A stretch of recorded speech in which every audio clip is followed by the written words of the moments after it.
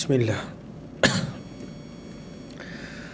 Allahumma salli ala habibina Muhammad wa ala alihi wa sahbihi ajma'in. Allahumma salli ala habibina Muhammad wa ala alihi wa sahbihi ajma'in.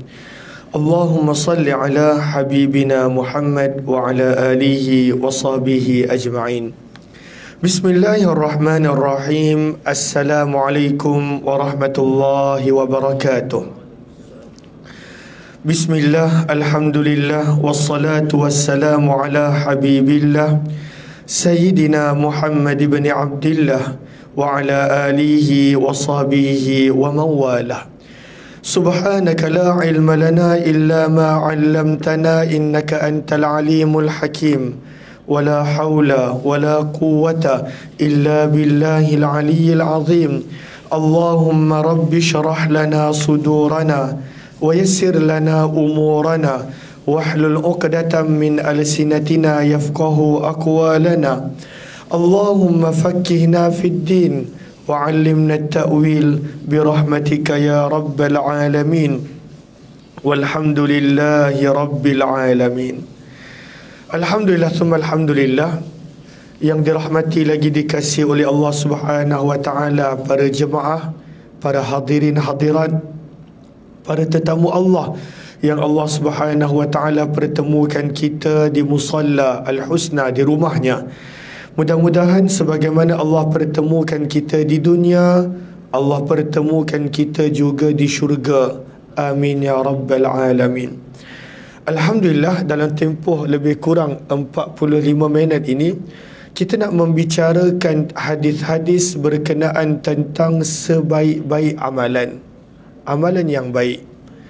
Maka setiap amalan ada kebaikan, setiap amalan ada keberkatan, setiap amalan ada rahmah, setiap amalan pasti membawa kepada keredaan Allah Subhanahu wa taala. Namun ada amalan-amalan tertentu yang mana ianya disukai oleh Allah Subhanahu wa taala dan Rasul sallallahu alaihi wasallam. Maka penulis buku, beliau kumpulkan lebih kurang 42 hadis berkenaan tentang amalan-amalan yang Nabi sebut sebagai sebaik-baik amalan. Tapi kita tak adalah nak baca sampai 40. Kita baca mana yang sempat. Maka antara amalan yang pertama yang penulis buku bawakan adalah amalan sikap, sifat menunjukkan kebaikan. Kita menunjukkan kebaikan. Maka orang yang menunjuk kepada perkara yang baik, maka sebenarnya itu adalah antara sebaik-baik amalan. Maka hadis ini dinukilkan daripada kitab Sahih Muslim, riwayat 1893, daripada sahabat Nabi Abu Mas'ud Al-Ansari radhiyallahu anhu. Abu Mas'ud radhiyallahu anhu berkata bahawa Nabi SAW bersabda, "Man dalla ala khair." Barang siapa yang menunjukkan kepada sesuatu kebaikan, ditunjukkan. Contohnya, orang tersebut dia tak tahu kat mana surau, ditunjukkan surau, itu pun dikira kebaikan. Tunjukkan dekat mana surau. Ada orang yang tidak tahu contohnya sesuatu, dia tunjukkan amalan tersebut, ataupun dia beritahu, ataupun dia bimbing. Maka sabda Nabi, "Man dalla ala khair." Barang siapa yang menunjukkan kepada sesuatu kebaikan. Ala khair umum, apa jua kebaikan, yang besar ataupun yang kecil. Maka apabila dia sekadar menunjukkan, apakah yang dia akan dapat? Sabda Nabi, "Falahu mithlu ajri fa'ilih." Dia akan dapat semua pahala orang yang melakukan amalan tersebut. Semua pahala dia dapat. Dalam hadis yang lain, tanpa mengurangkan amalan, tanpa mengurangkan pahala orang yang melakukan amalan tersebut. Tak mengurangkan pun. Contohnya, dia menunjukkan kepada orang tentang puasa.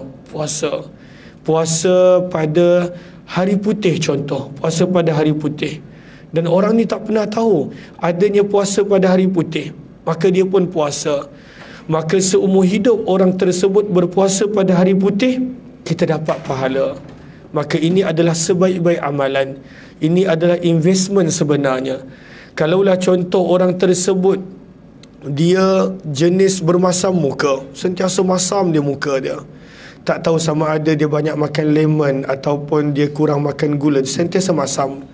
Maka kita pun kata dengan dia, senyum tu sedekah. Maka dia pun mula amalkan. Dia jumpa orang, senyum.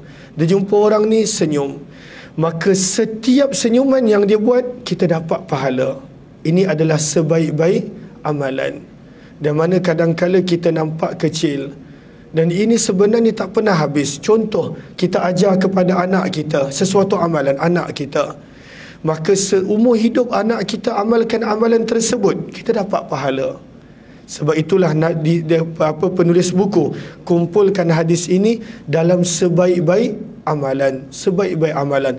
Apa jua amalan yang kita ajar, kita bimbing, kita tunjuk, kita bawa orang kepada amalan tersebut, kita dapat pahala. Contoh, ada orang dia, Allahumma salli ala Sayyidina Muhammad, dia pandai buat sesuatu kerja. Pandai buat sesuatu kerja. Contohnya dia pandai, contohnya dalam mendidik anak ataupun dalam memasak, itu pun pahala.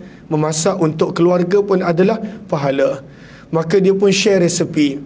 Resepi apa? Abang suka makan apa, Abang Reza?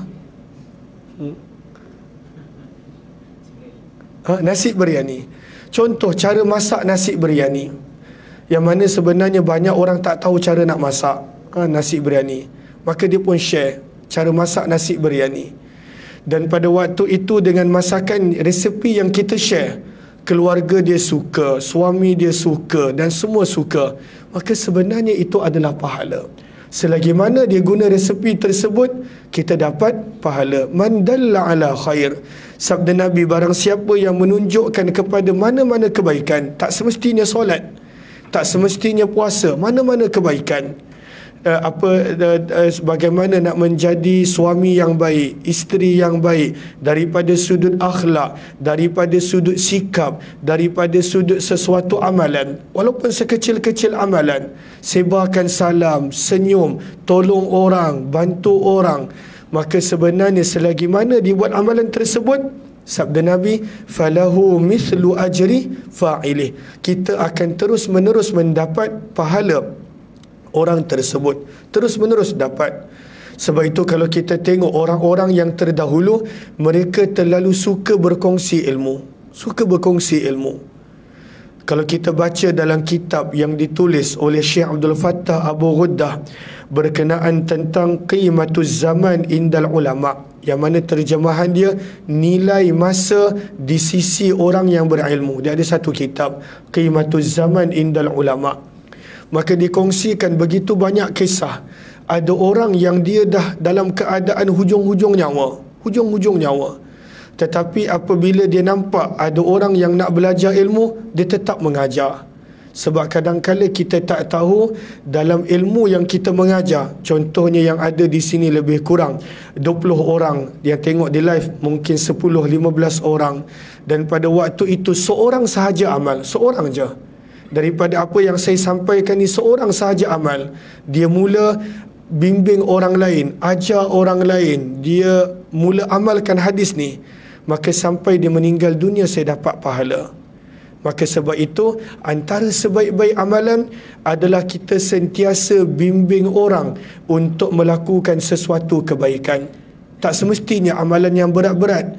Contohnya kita ajar orang untuk senyum, senyum sikit, pahala. Maka dia pun amalkan. Maka sepanjang dia senyum dengan niat untuk mendapat pahala, kita dapat pahala. Kita ajar orang untuk solat. Sebelum ni mungkin dia susah untuk solat, kita pun ajak dia. Kita ada solat jemaah Zuhur, datanglah bila free, boleh solat Zuhur. Maka dia pun datang. Maka berkemungkinan dia akan jaga solat Zuhur selepas itu 30 tahun, 40 tahun. Maka kita akan dapat 30 tahun, 40 tahun punya amalan pahala solat Zuhur. Maka sebenarnya ianya adalah sebaik-baik amalan. Kalaulah sehari kita boleh dapatkan seorang untuk buat satu amalan 365 hari, berapa banyak pahala. Dan bukanlah bila dibuat sekali je. Selagi mana dia buat amalan itu kerana kita yang ajak, kita yang bimbing, maka sebenarnya adalah pahala. Sebab itu ibu bapa dalam mendidik anak, maka sebenarnya pahala banyak. Sebab anak tu akan ingat, oh buat ni sebab mak ada suruh, ayah ada suruh. Berapa banyak daripada kita yang sebenarnya kita melakukan amalan disebabkan mak ayah kita ajar, mak ayah kita didik, yang mana dulu kita tak tahu itu adalah sunnah, tetapi kita buat kerana mak ayah kita ajar, maka mereka mendapat pahala terus menerus. Maka inilah amalan yang pertama, menunjukkan kebaikan kepada orang lain. Apa jua kebaikan, apa jua amalan, maka sebenarnya kita akan terus menerus mendapat pahala. Sebab itu kata penulis buku, sama ada kita tunjuk melalui ucapan ataupun tulisan. Ada orang dia tak pandai nak bercakap tapi dia pandai menulis, maka kalaulah ada orang ikut, maka dia akan mendapat pahala. Maka ini adalah amalan yang pertama, menunjukkan apa jua amalan yang baik, maka selagi mana orang tu buat, maka kita akan mendapat pahala. Amalan yang kedua yang dikira sebagai sebaik-baik amalan yang penulis buku kongsikan di sini adalah mengajak orang kepada Allah. Ini dia adalah lebih khusus. Tadi umum, apa jua kebaikan. Yang kedua ini dia lebih khusus. Kita mengajak orang untuk mendekatkan diri kepada Allah. Maka hadis ini adalah hadis yang Nabi SAW katakan kepada Sayyidina Ali. Sayyidina Ali ni sepupu Nabi. Dan waktu Nabi SAW katakan hadis ni kepada Sayyidina Ali tengah nak perang melawan orang Yahudi. Ini berlaku pada awal tahun yang ke-7 Hijrah. Bila Nabi dah bagi begitu banyak peluang kepada orang Yahudi, mereka tetap berkali-kali memusuhi Nabi dan memusuhi Allah dan agama Allah. Mereka bawa tentera, mereka upah orang, mereka macam-macam yang mereka buat. Maka last sekali Nabi pun bawa tentera dan telah kepung perkampungan mereka, iaitu perkampungan Khaybar. Khaybar ni zaman kita dah boleh pergi lawat. Dan dia masih ada sampai ke zaman kita. Canggih tak canggih binaan mereka. Rumah kita baru duduk 2 tahun dah bocor. Rumah kita kan 2 tahun dah bocor. Binaan zaman sekarang 2 tahun. 10 tahun shilling dah jatuh. 30 tahun dah tak tahu apa jadi dengan rumah tu. Rumah Khaybar ni dah 1100 tahun dah. Lebih daripada 1400 tahun lebih. Masih lagi kukuh binaan dia, cuma tak ada orang tinggal. Maka Khaybar ianya adalah salah satu peperangan yang kita boleh nampak dahsyatnya cara Nabi pada waktu itu merangka strategi perang.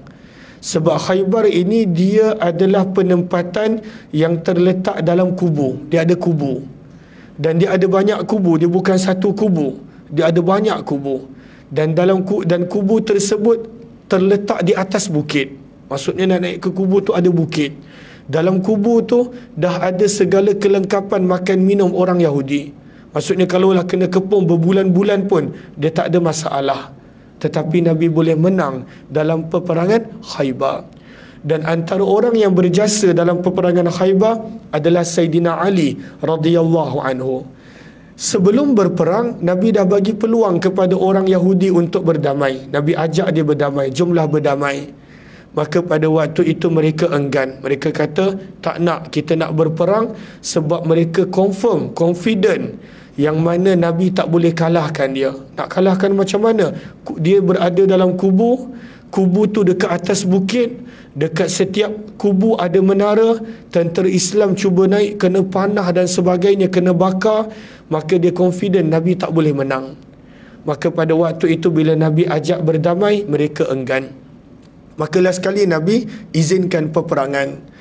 Maka antara panglima yang ditugaskan untuk membawa tentera adalah Sayyidina Ali. Lalu ni waktu perang, nak lawan musuh yang paling jahat kepada Nabi, golongan Yahudi yang berada di Khaybar. Itu pun Nabi pesan berkenaan tentang mengajak kepada Allah walaupun waktu perang. Maka hadis ini nak menunjukkan kepada kita, dalam berperang pun sebenarnya Nabi tak nak perang pun. Sebenarnya Nabi tak nak pada waktu itu menggunakan kekerasan. Nabi nak orang Yahudi tersebut, kalaulah mereka boleh masuk Islam, kalaulah mereka boleh beriman kepada Allah, kalaulah boleh mereka mendekatkan diri kepada Allah. Sebab Nabi tak nak pun tanah mereka, Nabi tak nak pun nyawa mereka, Nabi tak nak pun pada waktu itu menggunakan kekerasan kepada mereka. Maka ini adalah Allahumma salli ala sayyidina Muhammad, sifat Nabi SAW. Kita kalau boleh semua, kalau contohnya musuh, kita semua kita pukul sama rata. Semua pada waktu itu jahat. Nampak je kumpulan Yahudi semua jahat. Maka itu kita. Nabi berbeza. Nabi SAW dalam musuh pun Nabi nakkan mereka mendekatkan diri kepada Allah, kalaulah mereka boleh beriman dan boleh masuk Islam. Maka dalam hadis ini Nabi pesan kepada Sayyidina Ali dalam peperangan Khaybar. Kata Nabi kepada Sayyidina Ali, "Fawallah, maka demi Allah wahai Ali, la an yahdiyallahu bika rajulan wahida, sekiranya mendapat hidayah dengan sebab kamu hanya seorang lelaki dapat hidayah menjadi baik. Seumur hidup kita, kita berjaya menjadikan ada seorang menjadi baik, seorang, walaupun seorang." Sabda Nabi, "Khairul laka," itu adalah lebih baik daripada untuk kamu, "min an yakuna laka humrun na'am," kamu mempunyai unta merah. Unta merah adalah peribahasa orang Arab untuk harta yang paling bernilai, harta yang paling mahal, harta yang tak semua orang ada, benda yang paling rare. Sebab kita susah nak jumpa unta warna merah. Kita jumpa kereta merah tu biasa, unta merah susah nak jumpa unta merah. Maka sabda Nabi, kalaulah wahai Ali, daripada banyak-banyak musuh ni seorang sahaja boleh dapat hidayah, maka itu lebih bernilai daripada segala harta yang mahal, harta bernilai yang berada di dunia. Seorang je. Kalaulah seumur hidup kita dapat menjadikan seorang je baik, tak perlu tengok jauh lah, anak kita contohnya. Anak, kadang-kala kita ada anak ataupun ada adik-beradik yang dia tergelincir sikit mungkin. Bagi pandangan mata kita, dia tak baik, padahal semua orang baik. Semua orang adalah sabda Nabi, umpama lombong-lombong emas dan perak. Cuma kita tak menggali, kita tak jumpa pada waktu itu sikap baik dia. Maka kalaulah pada waktu itu dalam keluarga kita ada orang yang kita anggap pada waktu itu tak baik pada pandangan mata kita, dan kita bersabar, kita tunjukkan dia akhlak yang baik, kita terus menerus ajak dia walaupun tempoh bertahun hatta berpuluh tahun sekalipun, tiba-tiba dia menjadi baik. Maka kalaulah kita berjaya menjadikan seorang sahaja baik dengan akhlak kita, ajakan kita, sabda Nabi, itu lebih bernilai daripada harta yang paling mahal, yang paling bernilai yang berada dalam dunia. Lebih bernilai. Mendekatkan orang yang jauh daripada Allah, itu adalah sangat-sangat disukai oleh Allah Subhanahu wa ta'ala. Maka ini adalah amalan yang kedua. Yang ini lagi susah, sebab orang tu jauh, kita nak bawa dekat kepada Allah Subhanahu wa ta'ala. Nak menjadikan orang yang dekat jauh kepada Allah tu mudah. Itu mudah. Orang tu dah dekat, kita jadikan dia jahat, itu mudah. Sebab nafsu pada waktu itu kalau tak dididik, dia memang suka kepada kejahatan dan maksiat. Tetapi nak bawa orang yang jauh dekat kepada Allah, itu perlukan kesabaran, itu perlukan hikmah, itu perlukan kepada istiqamah, kita mengajak dia kepada Allah. Namun ini adalah amalan yang kedua. Sabda Nabi, kalaulah seseorang itu dia boleh bawa orang yang jauh dekat kepada Allah, dia boleh menjadikan orang tu dapat hidayah, lebih bernilai daripada unta merah. Unta merah ni bahasa mudah kita nak kata Ferrari merah. Ferrari merah zaman kita dah banyak dah. Jet merah, kapal terbang merah. Kapal terbang tak banyak orang ada. Ferrari dah banyak dah orang pakai Ferrari. Maka lebih bernilai daripada kapal terbang berwarna merah, jet merah, yang mana tak ramai orang ada. Tak ramai orang ada. Yang ada pun kita nampak dekat TikTok tu disewa je mungkin. Lalu pada waktu tu kita nampak dia pakai jet, itu sewa. Tak ramai orang pada waktu itu boleh memiliki jet. Maka lebih bernilai kita dapat bawa seorang dekat dengan Allah, maka itu lebih bernilai daripada harta yang paling mahal manusia boleh ada seorang.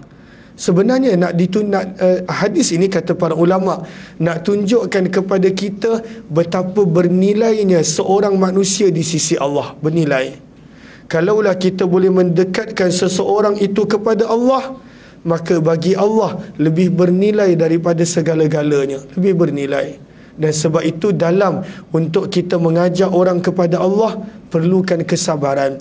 Dia perlukan peringkat demi peringkat. Dia tak boleh terus ajak, okey jom kau pakai jubah, kau pakai tudung, kau pakai niqab, kau ikut aku masjid. Tak ada siapa nak jadi macam tu. Tak ada. Dia bukanlah pada waktu itu boleh dengan paksaan. Kita boleh paksa, namun manusia tu akan tinggalkan amalan tersebut. Dalam nak membawa manusia kepada Allah, kalau kita tengok Nabi SAW berdakwah kepada Quraisy, macam mana Nabi bersabar, Nabi maafkan, sampailah akhirnya mereka pada waktu itu masuk Islam. Sama juga macam orang Yahudi, Nabi maafkan, Nabi ajak berdamai, kemudian berlaku perang Khaybar. Lepas dah berlaku perang Khaybar, bila mereka dah separuh perang, mereka dah mula kalah. Daripada banyak-banyak kubu, 1, 2, 3, 4 kubu dah mula jatuh, dia mula takut. Dia kata kalaulah teruskan perang memang kalah ni, maka mereka pun ajak Nabi berdamai. Nabi berdamai. Kita kalaulah dengan apa yang berlaku sekarang ni, dan kita tiba-tiba dapat kalahkan musuh, kita takkan berdamai. Sebab marah sangat kan, marah. Pada waktu tu kita tak nak berdamai. Nabi berdamai. Dan Nabi maafkan mereka. Kepada kumpulan Bani Israel yang sama ni, nenek moyang mereka, Nabi maafkan. Lepas Nabi maafkan, tahu apa dia buat? Dia pergi racun Nabi. Lepas Nabi dah maafkan, maka pada waktu itu ada seorang wanita daripada kalangan mereka, dia tahu Nabi suka makan kambing. Tuan-tuan yang suka makan kambing, hati-hati. Takut kena racun je. Lalu dia tahu Nabi SAW suka makan kambing. Maka pada waktu itu pun masak kambing dan dihidangkan kepada Nabi. Nabi sempat jamah sedikit.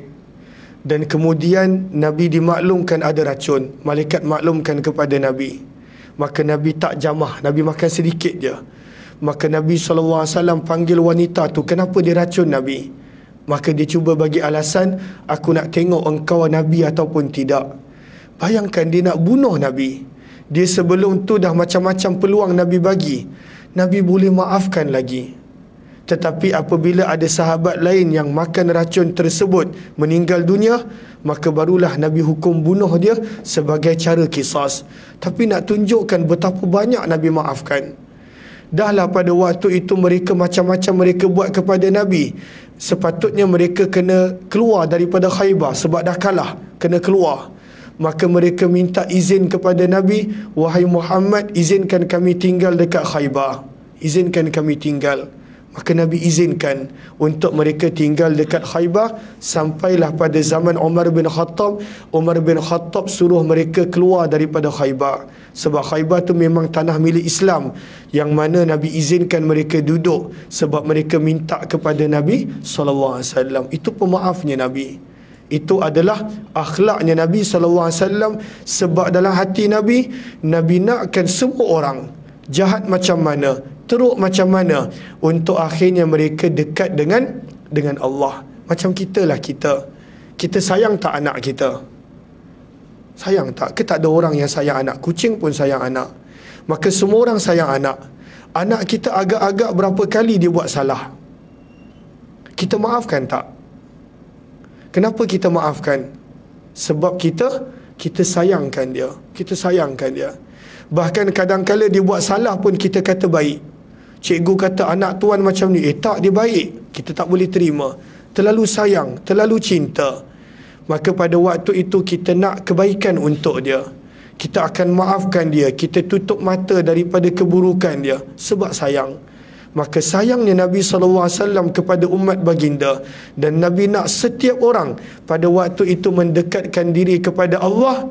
Maka sebab itu Nabi sentiasa memaafkan umat Nabi SAW. Sebab itu Nabi pesan, kalaulah kamu boleh menjadikan seorang dekat dengan Allah, maka itu lebih baik daripada harta yang paling bernilai di dunia. Maka ini amalan kedua. Amalan yang pertama itu umum. Kalaulah kita tunjuk mana-mana amalan baik kepada orang, orang ikut, sampai bila-bila kita akan dapat pahala orang tersebut buat amalan. Sebab itu dalam sebahagian hadis, maka ketika mana pada hari kiamat ada orang kata, ya Allah, aku tak pernah puasa sebanyak macam ni, ya Allah. Aku puasa Ramadan je, puasa lain aku tak buat ni. Aku tak pernah sedekah sampai banyak macam ni, ya Allah. Aku tak pernah buat amalan banyak ni. Tetapi amalan tu datang daripada mana? Orang yang kita ajak, orang yang kita bimbing, orang yang kita tunjuk, dan orang tu buat kerana kita ajak dan tunjuk, maka kita akan terus menerus mendapat pahala. Itu investment yang paling mudah, investment yang tak ada kena scam. Allah tak scam kita. Kita tunjuk orang, orang buat baik, maka kita akan dapat pahala sampai bila-bila dia buat amalan baik tersebut. Maka ini adalah dua amalan yang kita dah belajar. Amalan yang ketiga yang penulis buku bawakan dalam kitab beliau, kita ada lagi 18 minit, adalah berkenaan tentang menjaga anak yatim. Menjaga anak yatim. Masya Allah, anak yatim. Maka anak yatim dekat kepada Nabi sebab Nabi pun adalah anak yatim. Nabi adalah anak yatim. Anak yatim ni apa? Anak yatim ini adalah seorang yang belum baligh. Kalaulah dah macam usia akak-akak abang-abang, dah bukan yatim dah, sebab dia dah baligh. Dia sebelum baligh. Mana-mana orang yang belum baligh, kematian ayah dia walaupun ada ibu, maka dalam Islam dikira sebagai yatim. Berdasarkan hadis yang ada dalam riwayat Tirmizi, maka yatim dalam definisi syarak adalah, dalam definisi hadis, adalah orang yang kematian ayah dalam keadaan dia belum baligh. Dia belum baligh, maka itu adalah yatim. Maka dalam hadis Nabi SAW pesan, dalam hadis riwayat Umar bin Khattab, hadis ini dinukilkan oleh Imam Suyuti dan juga oleh Abu Nuaim. Sabda Nabi SAW, khairu buyutikum, sebaik-baik rumah kamu, sebaik-baik keluarga, sebaik-baik rumah kamu adalah baitun fihi yatim mukram, adalah rumah, adalah keluarga di mana adanya anak yatim yang dimuliakan. Mukram, syarat dia anak yatim tu dimuliakan. Ada je orang yang jaga anak yatim tetapi dia pergunakan, maka itu berdosa. Dia gunakan anak yatim untuk kepentingan dia. Dia gunakan anak yatim untuk pada waktu itu mendapat duit ataupun kepentingan dunia ataupun menarik sumbangan, maka itu tak betul. Itu adalah tak betul. Tetapi dalam hadis ini Nabi bersabda, anak yatim tersebut dimuliakan. Maka orang yang mana kalaulah dalam rumah dia, dalam keluarga dia ada anak yatim yang dimuliakan, maka itulah sebaik-baik keluarga. Sabda Nabi, itulah sebaik-baik rumah.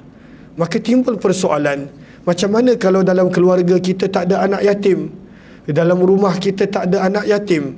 Maka di sinilah kata para ulama, dengan kita menjadikan anak yatim sebagai keluarga angkat kita. Kita taja, taklah kata satu sekolah anak yatim, kita pun tak mampu. Kita pada waktu itu cari mana-mana anak yatim, pasti ada. Dan pada waktu itu kita tengok apa yang kita mampu. RM100 sebulan, maka kita bagi. Pada waktu itu ini RM100 sebulan, gunakan untuk anak yatim ini. Itu yang kita mampu. Tak mampu RM100, RM50 sebulan. Kalaulah kita tak tahu nak cari mana anak yatim, dekat Palestin pun kita tengok banyak anak yatim yang mana kita boleh cari kumpulan ataupun pihak ataupun NGO yang kita percaya, dan pada waktu itu niatkan untuk sebagai kegunaan anak yatim. Kerana sabda Nabi, sebaik-baik keluarga, sebaik-baik rumah adalah di mana anak yatim dimuliakan. Ikut kemampuan kita. Tak semestinya pada waktu itu kita sponsor dia penuh, tetapi ikut kemampuan kita. Kita mampu RM10 setiap bulan, RM10 setiap bulan. Kita mampu 50, 50. Kita mampu 100, maka 100. Kerana anak yatim adalah orang yang sangat dekat dengan Nabi SAW. Dalam sepotong hadis yang kita biasa dengar, hadis yang sahih, Nabi SAW bersabda, ana wa kafilul yatim fil jannati hakadha. Sabda Nabi, aku dan orang yang menjaga anak yatim dalam syurga macam ni. Rapat tu, dekat dengan Nabi. Masya Allah. Orang yang kalaulah dia boleh dekat dengan Nabi, dia tak payah nak risau dah. Hisab ke, perhitungan ke, neraka ke, mahsyar, dia tak payah risau. Sebab dia ada Nabi SAW. Macam contoh, kita kalaulah ada bersama dengan VVIP, kita tak payah nak risau dah. Contoh, saya pernah sekali ada dengan seseorang VVIP dekat Indonesia. Tak payah nak risau dah, nak beratur ke immigration, nak kena check back. Pada waktu tu pasport dia ambil, dia tolong copkan. Sebab dengan VVIP, itu baru kat dunia. Tapi bayangkan kalau bersama dengan Nabi, tak payah nak risau dah mahsyar, tak payah nak risau dah nak kena audit dengan Allah, dapat duit daripada mana, habiskan usia kat mana, solat cukup ke tak, dah tak payah risau kalau bersama dengan Nabi SAW. Sebab Nabi adalah VVIP pada hari kiamat. Bahkan kelebihan Nabi yang tak ada pada Nabi lain, Nabi boleh bagi syafa'atul kubra. Nabi boleh bagi syafaat bukan sekadar untuk umat Nabi, bahkan untuk seluruh manusia. Itu kelebihan Nabi SAW. Lalu antara cara nak dekat dengan Nabi, sabda Nabi adalah orang yang menjaga anak yatim. Menjaga anak yatim. Sebab Nabi SAW tahu kesusahan membesar sebagai anak yatim bagaimana. Maka sebab itu kita azam untuk kita menjaga anak yatim. Dan sebenarnya banyak yang mana rumah-rumah anak yatim yang benar-benar menjaga anak yatim, mendidik mereka, membimbing mereka. Dan kalaulah pada waktu itu kita mampu, kita taja anak yatim tersebut sampailah dia benar-benar berjaya, maka besar pahala dia. Maka terlalu besar pahala dia. Maka ini adalah amalan yang ketiga yang disebutkan sebagai sebaik-baik amalan. Pada waktu itu membahagikan sebahagian daripada harta untuk anak yatim. Untuk anak yatim. Anak yatim ni dia tak ada dalam asnaf. Kalau kita tengok, dia tak ada dalam asnaf.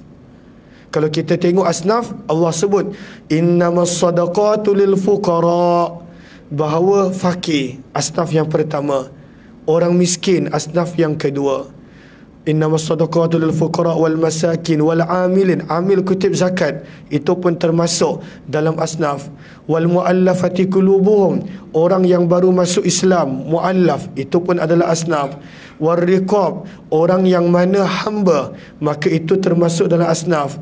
Wal gharimin, orang yang dibebani dengan hutang yang dia dah tak mampu bayar, maka ada 8 asnaf. Anak yatim tak ada dalam asnaf. Kenapa? Kata sebahagian daripada para ulama, sebab anak yatim ni tak sepatutnya asnaf. Tak sepatutnya. Sebab orang yang menjaga anak yatim begitu dekat dengan Nabi SAW. Kelebihan dia besar. Kelebihan dia besar. Sebagaimana besarnya amaran orang yang mempergunakan anak yatim. Orang mempergunakan anak yatim, besar amaran Nabi, yang besar amaran Al-Quran yang ada pada permulaan surah An-Nisa. Allah bagi amaran dengan sekeras-keras amaran. Orang yang makan harta anak yatim dengan cara yang salah, maka dia hanya makan api neraka dalam perut dia. Maka itu ada dalam permulaan surah An-Nisa. Amaran yang keras daripada Allah. Maka anak yatim tak ada dalam asnaf. Kecualilah pada waktu itu dia termasuk daripada salah satu asnaf, maka ya. Tetapi tak sepatutnya anak yatim termasuk dalam asnaf, sebab sepatutnya setiap orang berusaha untuk menjaga anak-anak yatim. Berusaha ikut kemampuan dia. Berapa yang dia mampu. Sama ada hanya 10, 50, 100 ringgit. Ada orang yang dia mampu taja seorang. Maka sebab itu anak yatim tidak ada di dalam bahagian asnaf. Tak ada.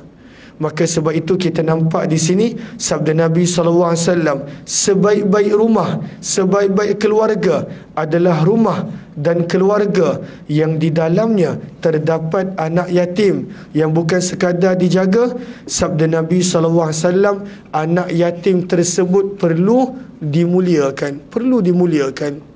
Kadang-kala yang menjadi sedihnya adalah anak yatim tu dia menjadi paling akhir. Paling akhir kadang-kala. Kadang-kala kalaulah dijemput ke majlis pun, dia diletakkan paling hujung. Paling hujung. Tak sepatutnya begitu. Kadang-kala ada kenduri, tak habis makanan. Oh, tak habis, membazir. Bagilah pada anak yatim, dibagi yang sisa. Allahu Akbar. Macam mana nak mendapat kemuliaan daripada Nabi? Dalam keadaan anak yatim tersebut tak dimuliakan. Pada waktu itu dihina, dibagi sisa. Yang apa yang kita jemput dah tak nak makan, yang sisa baru kita bagi kepada anak yatim. Adakah mereka begitu hina pada pandangan mata kita? Maka ianya sepatutnya dimuliakan, bukanlah pada waktu itu dihina ataupun pada waktu itu diperlakukan sebegitu. Maka ini adalah amalan yang ketiga yang kita boleh amalkan. Amalan yang keempat, Allahumma salli ala Sayyidina Muhammad, adalah sebenarnya antara sebaik-baik amalan adalah menjadi orang beriman yang kuat. Orang beriman yang kuat. Kita akan baca hadis ni, cuma hadis ni panjang. Saya nak explain dulu. Dalam hadis ini Nabi sebut antara orang beriman yang kuat adalah orang beriman yang percaya kepada takdir Allah. Itu adalah orang beriman yang kuat. Apakah maksud percaya kepada takdir Allah? Maka sebab itu Nabi SAW tak suka kalaulah pada waktu itu bila sesuatu dah berlaku, maka dia berkata, kalaulah aku buat macam ni, tak berlaku macam tu. Maka itu antara amalan perkara yang Nabi tak suka. Seolah-olah dia tak percaya kepada ketentuan Allah. Kalaulah daripada sudut dia nak tambah baik, tak ada masalah. Contohnya, pada waktu tu kita nak buat meeting, apa yang kita boleh tambah baik, maka itu tak ada masalah. Ini dalam bentuk pada waktu itu mempersoalkan, kalaulah aku tak tinggalkan pada waktu tu kucing tu dekat rumah, saya tak kena langgar dia. Kalaulah pada waktu tu aku tak terlupa siram pokok ni tak macam ni. Kalaulah aku tak pergi melabur kat sini, tak menjadi macam ni. Kalaulah. Kerana perkataan kalau, sabda Nabi, taftahu amal syaitan, membuka peluang untuk syaitan merosakkan kita. Syaitan suka. Sebab dia kurang percaya kepada Allah, dia banyak mempersoalkan. Maka sebab itu antara salah satu iman adalah iman kepada takdir, yang baik ataupun buruk. Macam mana kita tak pernah persoalkan takdir yang baik? Kita tak pernah soalkan. Kita pernah soal tak? Kenapa aku dapat naik pangkat? Kenapa aku dapat naik bonus? Kenapa dapat bonus? Kenapa? Kita pernah soal tak takdir yang baik? Kita seronok je dapat bonus. Kita seronok je dapat naik pangkat. Kita seronok je kita sihat. Kita seronok dia dapat semua benda yang baik. Maka sebab itu kita tak sepatutnya mempersoalkan takdir-takdir yang buruk. Kerana takdir adalah termasuk daripada rukun iman. Percaya kepada takdir. Dan mempercayai takdir adalah hadis yang Nabi sebut, orang beriman yang kuat adalah lebih baik daripada orang beriman yang lemah. Dan kemudian Nabi explain, apakah orang beriman yang kuat? Maka apabila didatangkan sesuatu ketentuan yang tak baik, maka pada waktu itu dia terima. Pada waktu itu dia redha. Pada waktu itu dia tidak mempersoalkan ketetapan Allah. Dia tak mempersoalkan, ya Allah, aku dah jaga solat, aku dah bayar zakat, aku dah berlaku baik, kenapa masih berlaku? Maka itu adalah perkara yang menunjukkan dia bukan orang beriman yang kuat. Bukanlah maksud orang beriman yang kuat tu dia mesti ada six pack, ataupun pada waktu tu bila dia berjalan dia pakai singlet yang nampak bahu. Kan orang selalunya kalau kuat-kuat dia mesti tunjuk bahu kan, dia pakai singlet yang pada waktu tu nampak lengan dan sebagainya. Itu bukanlah maksud orang beriman yang kuat. Orang beriman yang kuat adalah dia kuat kepercayaan dia takdir kepada takdir yang ditentukan Allah. Dia kuat. Datanglah ujian macam mana sekalipun, pada waktu itu dia akan cuba untuk terima. Dia akan jaga lidah dia daripada mempersoalkan ketentuan dan takdir Allah Subhanahu Wa Taala. Dan kita tengok sahabat-sahabat kita di Palestin ni, Masya Allah. Kan kita tengok mereka, satu keluarga meninggal dunia, dan pada waktu tu dia boleh kata syahid. Itu dia boleh kata. Kita, Allahu Akbar, kita jauhlah daripada iman mereka. Pada waktu itu bagaimana iman mereka, Masya Allah, Tabarakallah. Sangat-sangat tinggi keimanan mereka. Sangat-sangat tinggi pada waktu itu kepercayaan mereka kepada takdir Allah. Sama ada yang besar maupun yang kecil, yang tua maupun yang kanak-kanak, yang kaya maupun yang miskin. Pada waktu itu kepercayaan mereka, kepercayaan mereka kepada ketentuan Allah. Jauh sangat pada waktu itu ujian kita. Dan inilah yang dimaksudkan dalam hadis ini, seorang beriman yang kuat. Apakah orang beriman yang kuat? Dia boleh pada waktu itu mempercayai ketentuan yang telah ditentukan oleh Allah, takdir yang telah ditentukan oleh Allah Subhanahu Wa Taala. Kenapa? Sebab buatlah macam mana sekalipun, Allah akan tentukan apa yang Allah suka, bukan apa yang kita nak. Allah tak terikat dengan kita. Allah tak terikat. Allah tak terikat pada waktu itu dengan ketentuan makhluk. Allah tak terikat. Maka sebab itu kadang-kala kita nak ni, tetapi pada waktu itu Allah nak yang lain, kerana Allah adalah Allah dan kita adalah makhluk dan hamba Allah Subhanahu Wa Taala. Maka itulah maksud orang beriman yang kuat. Apakah maksud orang beriman yang kuat? Wa in asabaka syai'un, apabila ditimpa dengan sesuatu ujian, maka dia tidak akan berkata law anni fa'altu kana kadza wa kadza, kalaulah aku buat macam ni pasti jadi macam ni, kalaulah aku buat begini pasti berlaku begini. Walakin, akan tetapi orang beriman yang kuat dia akan berkata qadarullah, ini adalah ketentuan Allah, wa ma syaa fa'al, apa yang Allah nak Allah boleh buat. Fa inna law, kerana ucapan kalau, sekiranya, jika, kalau, sekiranya, jika, taftahu amal syaitan, membuka ruang untuk syaitan meletakkan was-was dalam diri kita. Syaitan suka. Kalaulah kita suka mempersoalkan, dia letak dia punya was-was dalam keimanan kita. Kita makin bertambah ragu. Kenapa macam ni ya? Aku dah baik kot. Kenapa Allah tak uji orang yang jahat tu? Kenapa? Kenapa musuh Islam tu tak kena ujian? Mereka seronok gembira. Kenapa orang Islam yang kena? Syaitan suka. Bila dipersoalkan, maka pada waktu itu syaitan akan datang. Sebab itu sabda Nabi, perkataan kalau, sekira, jika, membuka ruang untuk syaitan meletakkan amalan was-was dia dekat mana? Dekat dalam hati kita. Dan hati adalah raja manusia. Bila hati rosak, maka rosaklah amalan kita yang lain. Bila kita dah mula ragu-ragu, mulalah kita tinggalkan amalan. Tak payahlah berdoa, sama je doa tak berdoa tak dapat pun. Maka mula. Tak payahlah solat-solat sunat ni, bukan dapat apa-apa pun, bukan murah rezeki pun, bukan dapat pun kerja. Mula. Sebab pada waktu itu segala bermula daripada was-was yang syaitan letakkan dalam hati. Tak payahlah pada waktu tu nak layan anak-anak dengan baik, bukan kenang budi pun, maka dah mula. Semuanya bermula daripada hati. Tetapi kenapa bermula daripada hati? Sebab kita yang buka pintu untuk syaitan. Kenapa kita buka pintu? Sebab kita tak percaya kepada takdir yang telah Allah tentukan untuk kita. Tugas kita sebagai hamba, usaha, ikhtiar sebaik mungkin, berdoa, itu tugas kita. Sebab kita tak tahu takdir kita apa. dan tugas Allah adalah tugas Allah, maka hendaklah kita percaya kepada Allah Subhanahu wa taala. Apa yang baik daripada Allah, yang tidak daripada kelemahan diri serta kekurangan ilmu. Mudah-mudahan Allah Subhanahu wa taala kurniakan kebaikan dunia akhirat kepada setiap daripada kita. Mudah-mudahan 3 amalan yang kita kongsikan tadi dapat kita amalkan. Yang pertama, sentiasa mengajak orang kepada kebaikan. Sebab kalaulah orang tu ikut dan buat, sampai bila-bila dia buat, kita akan dapat pahala. Yang kedua, berusaha untuk mendekatkan orang lain kepada Allah. Kerana sabda Nabi, itu lebih bernilai daripada harta yang paling mahal dan bernilai di dunia.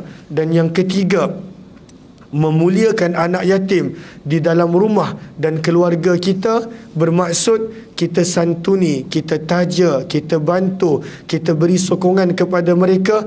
Mudah-mudahan kalaulah tak semua, ada sesuatu yang kita boleh amalkan, harapnya. Amin ya rabbal alamin. Wabillahi taufiq wal hidayah. Assalamualaikum warahmatullahi wabarakatuh. Saya minta maaf jika ada terkasar bahasa tersilap bicara, kerana hanya Allah Subhanahu wa taala yang maha sempurna. Amin ya rabbal alamin. Terima kasih semua. Subhanakallahumma